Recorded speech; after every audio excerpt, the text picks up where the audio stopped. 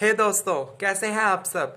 तो जैसे कि आपको पता ही है कि मेरे चैनल पे आपको क्लास 9 से लेके 12th क्लास तक का सारा स्टडी मटेरियल मिलेगा और साथ ही में हर वीडियो के एंड में हम आपके साथ कुछ इंपॉर्टेंट क्वेश्चंस और स्मार्ट आइडिया डिस्कस करते हैं। तो इसीलिए इस वीडियो को आखिर तक जरूर देखना और जो लोग मेरे चैनल पे नए आए हैं वो जल्दी से नीचे जाके चैनल को सब्सक्राइब करें, वीडियो को लाइक और कमेंट जरूर करना। और चलिए स्टार्ट करते हैं।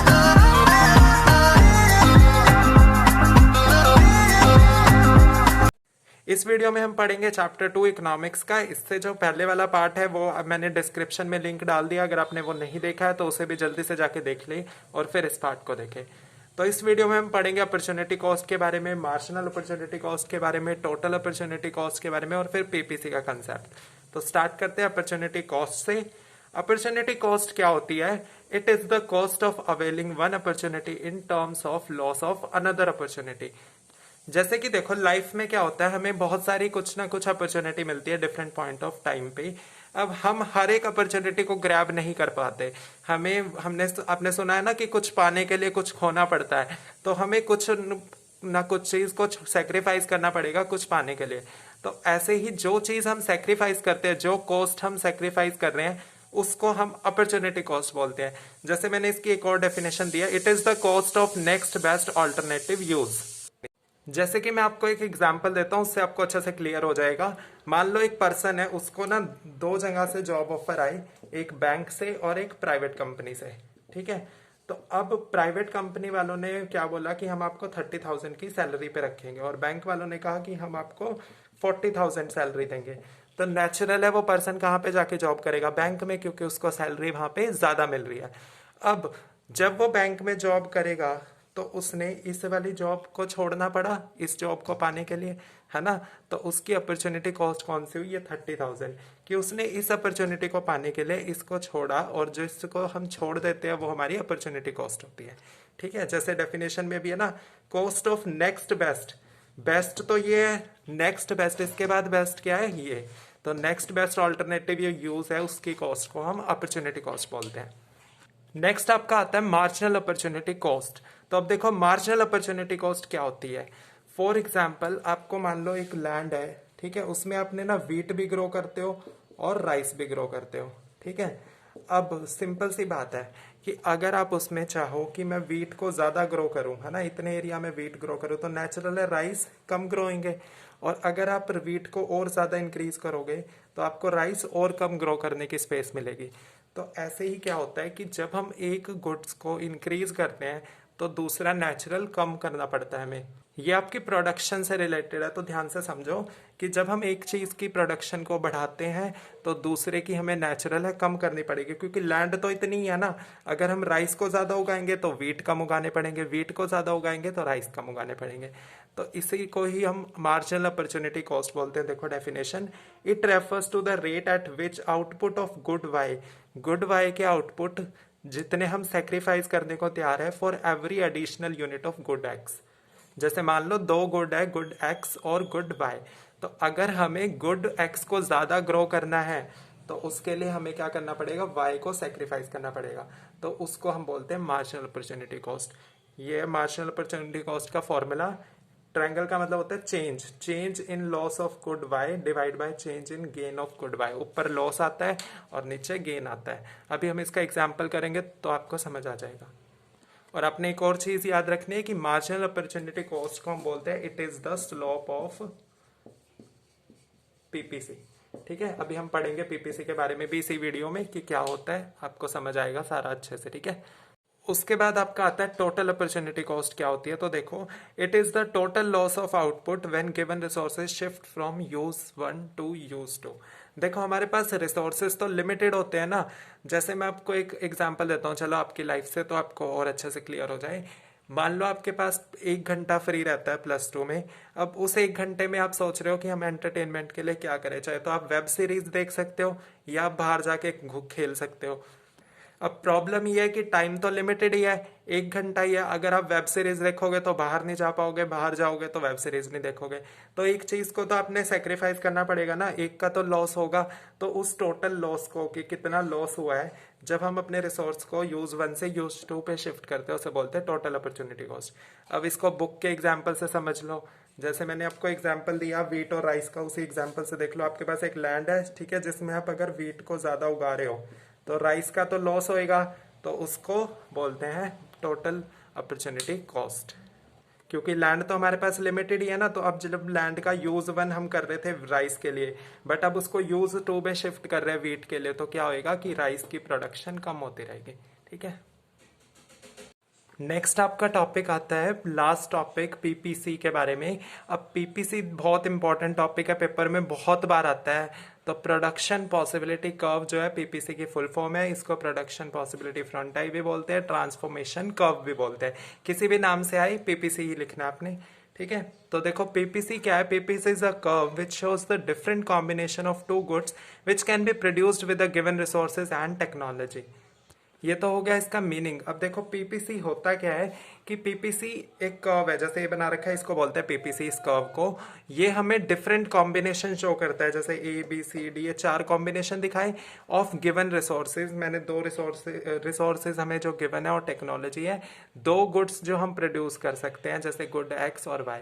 मतलब पीपीसी हमें ना वो डिफरेंट कॉम्बिनेशन दिखाता है कि 2 गुड्स को हम कितना कितना प्रोड्यूस कर सकते हैं, जितने पर हमारे पास रिसोर्सेज है और टेक्नोलॉजी है।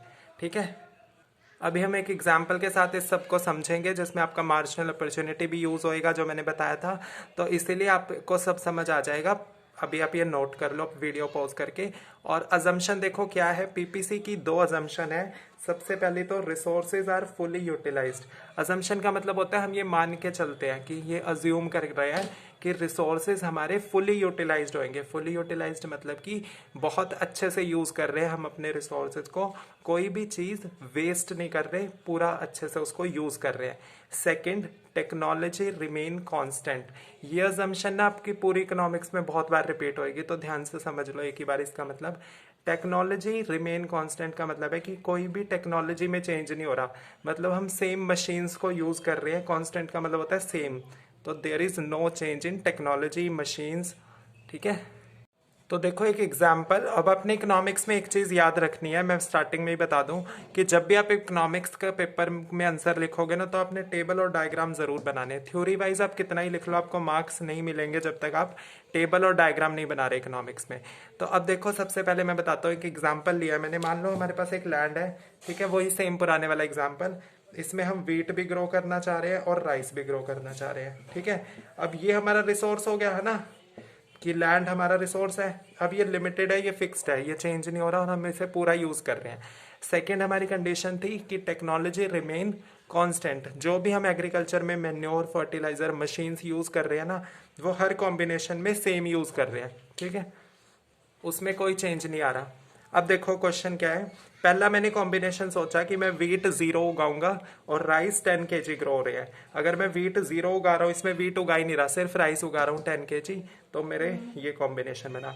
सेकंड मैंने लिया है कि अगर मैं वीट को 1 kg उगाऊंगा, तो अब ध्यान से सुनो, अगर वीट को मैं थोड़ा सा भी ग्रो करूंगा तो राइस कम होएगा, है ना, क्योंकि लैंड तो उतनी है। अगर मैं इतने में वीट उगाने लग गया तो राइस के लिए तो यही जगह बची ना, तो इसलिए उसकी प्रोडक्शन कम होगी। ऐसे ही मैंने इसको और इंक्रीज किया तो ये और फॉल करी प्रोडक्शन, इसको और बढ़ाया तो और कम हुई, इसको 4 kg किया तो ये बिल्कुल 0 होगी।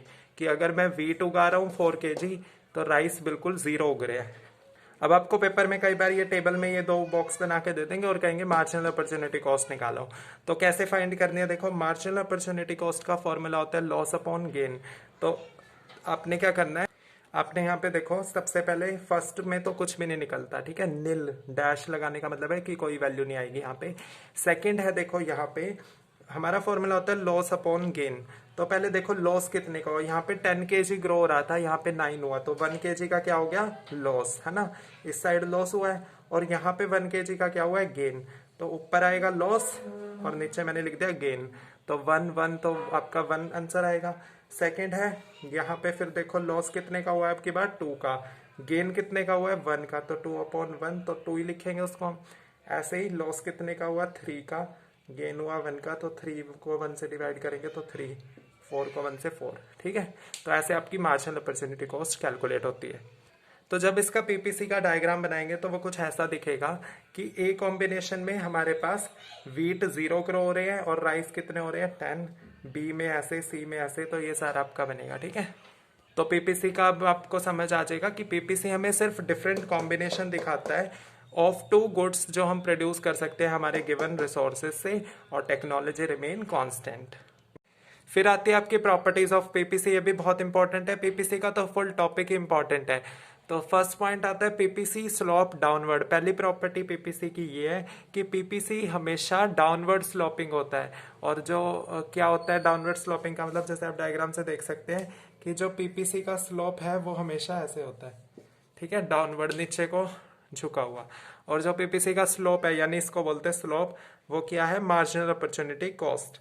अब ये डाउनवर्ड स्लोपिंग क्यों होता है, बिकॉज जब भी एक की प्रोडक्शन इंक्रीज करनी होती है तो दूसरे की डिक्रीज होगी। हमने पढ़ा था ना, अगर वीट को ज्यादा ग्रो करेंगे तो राइस कम ग्रो होंगे, राइस को ज्यादा करेंगे तो वीट कम, क्योंकि रिसोर्सेज तो लिमिटेड ही है, गिवन रिसोर्सेज, टेक्नोलॉजी कांस्टेंट रहती है, तो एक की प्रोडक्शन बढ़ती है तो दूसरे की कम होती है, इसीलिए पीपीसी डाउनवर्ड स्लोपिंग होता है।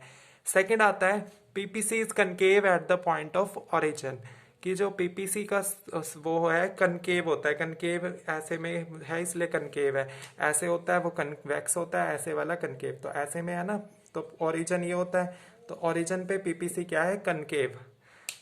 तो इसका रीजन आता है कि पीपीसी कनकेव क्यों होता है ओरिजिन में, because of marginal opportunity cost. और मार्जिनल अपॉर्चुनिटी कॉस्ट हमेशा इंक्रीज करती रहती है, जैसे आप टेबल्स पिछले टेबल में देख सकते हैं, पहले हमारी एमओसी 1 थी, फिर 2 हुई, फिर 3 हुई, 4 हुई, तो हमेशा इंक्रीज करती रहती है, जिसकी वजह से क्या होता है, पीपीसी वो होता है कनकेव होता है ओरिजिन के।